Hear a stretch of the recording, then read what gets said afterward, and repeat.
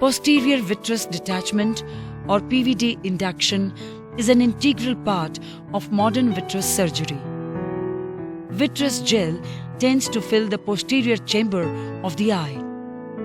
Its normal attachments are located at optic nerve head, macula, pars plana, lens and blood vessels. However, pathologic attachments could exist anywhere on the retinal surface. The overall status of hyaloid attachment can be made out clearly while doing ultrasound B scan, and the macular attachment can be visualized using OCT. The macular attachment can become pathologic at times, leading to entities such as macular hole, vitreomacular traction, and vascular lesions leading to foveal traction. Hyaloid removal is the most important aspect of macular hole surgery. After core vitrectomy, the hyaloid is stained using triamcinolone. This helps to identify its macular and disc attachment. Using high suction, the paramacular attachment of the gel is pulled so as to detach it from the underlying retina. After this, the pull is extended to the disc attachment of the hyaloid. Now, the whole sheet of vitreous is clearly visible along with the Weiss ring.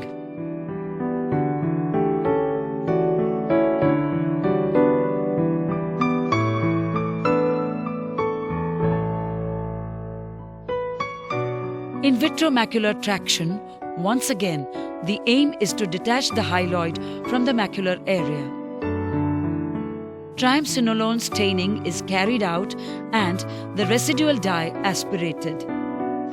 Unlike the macular hole surgery, in this case, one has to be careful while tugging at the hyaloid since any inadvertent pull could lead to a macular hole formation.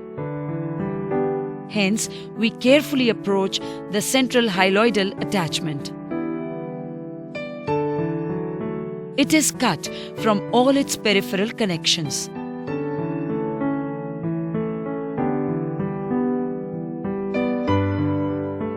Now, only a thin sheet of hyaloid remains attached at the fovea.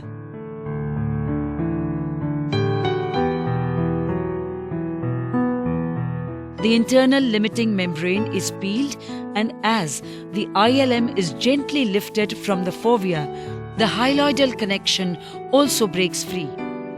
This allows a safe detachment, reducing the risk of complications. After this, the peripheral vitreous is removed.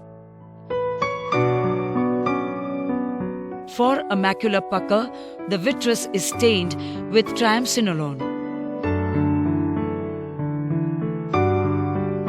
As soon as we try to pull the hyaloid, we realize that the membrane is adherent to its scaffold and seems to be getting peeled with vacuum.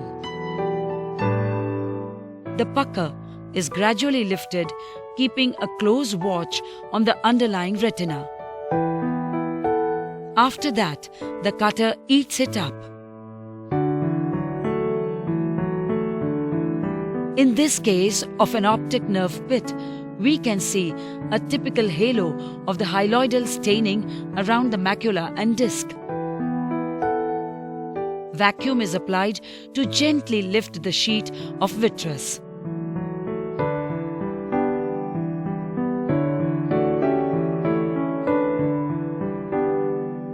One can see the wave of detachment increasing circumferentially as more and more areas of the attachment give way.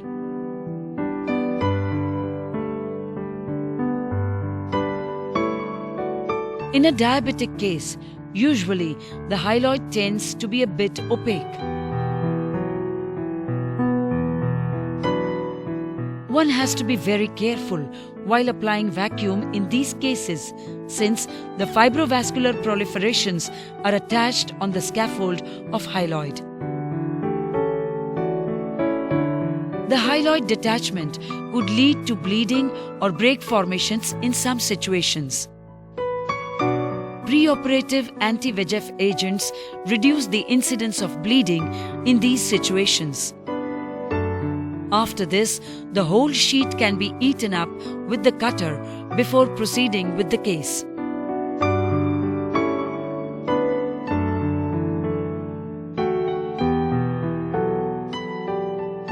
In detached retina, it's even more important to make sure that the hyaloid is detached in toto so as to allow a complete gel removal. Once again, triamcinolone helps in these cases and allows a very good clarity of vitreous plane in relation to mobile retina. One has to use very controlled movements while applying vacuum so as to not create an inadvertent tear in the retina.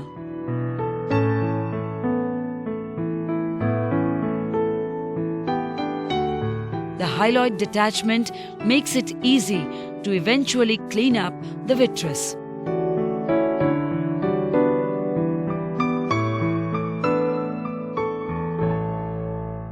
This case has large inferior breaks with PVR and the vitreous adhesion is quite strong.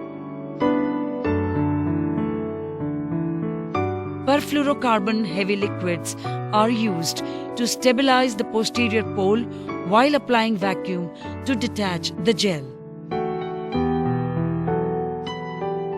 In this case, switching to air can help loosen adhesion, and alternating between air and fluid a few times can make the task easier. Eventually, some of the taut adhesions are just trimmed and gradually the detached retina falls back into place.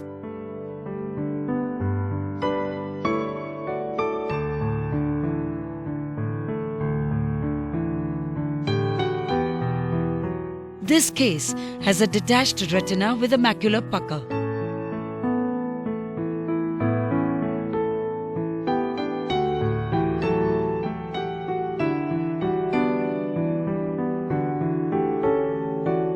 As the hyaloid is gently pulled away from the retina, the pucker also comes off, relieving the traction on macula.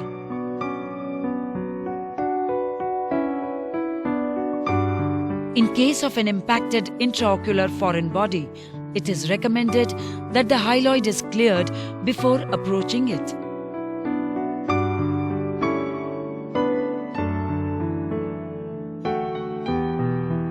As the sheet of vitreous detaches, the foreign body loosens up from its attachments and can be eventually removed. Hyaloid removal is an extremely important step in vitreous surgery, and we must also remember that it could lead to complications at times.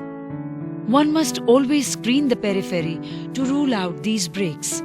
It is common for these breaks to occur in the inferior periphery. These visible breaks should be treated with laser.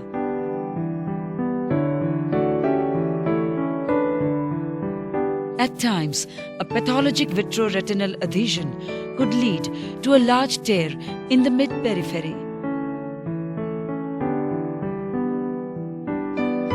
Once again, a good laser barrage around these tears can prevent long-term complications. Thus, for successful visual outcomes, we surely need to outwit the vitreous humor. However, microplasmin injections could have an important role to play as a surgical adjunct or alternative in some of these cases.